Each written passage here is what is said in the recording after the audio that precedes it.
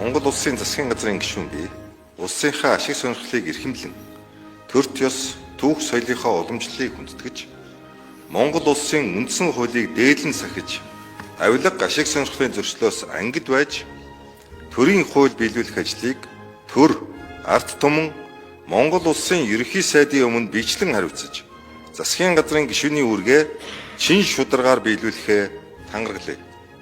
Миний бие энэ тангаргаасаа нэцвэл хуулийн хариуцлага хүлээн.